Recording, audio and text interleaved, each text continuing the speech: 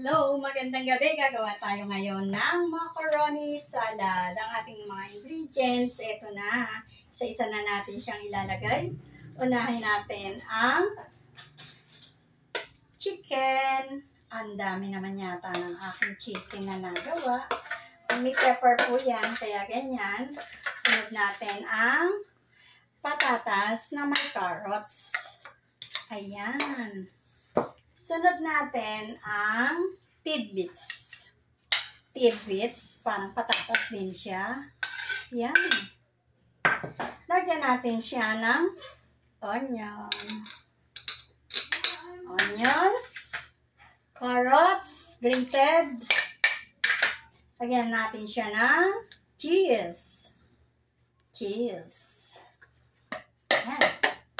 Then, lagyan natin siya ng fruit cocktail. Yummy, yummy. Lagyan natin siya ngayon ng mayo. Damihan natin para masarap.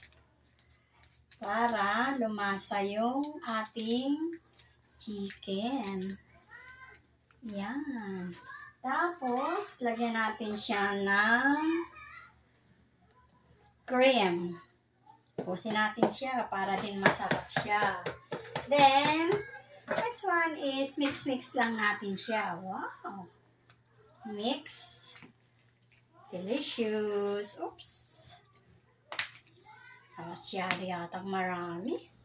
Ayan. Kumakalat na ang mayo at saka ang nasal. Ayan. Sarap. Sinong may gusto? Punta lang dito magdala ng lalagyan. Para sa New Year na po ito. Ayan. Sarap-sarap. Sarap na, di ba? Ang daming chicken, ang daming keso. Ayan. Siyempre, favorite ko dyan ay patatas. Kaya nilalagyan ko siya ng potato. Ayan. Saktong-sakto na po siya, oh. Okay. Nyam, nyam, nyam. Ang sarap-sarap niya. Ready to chilled na po yan. Thank you.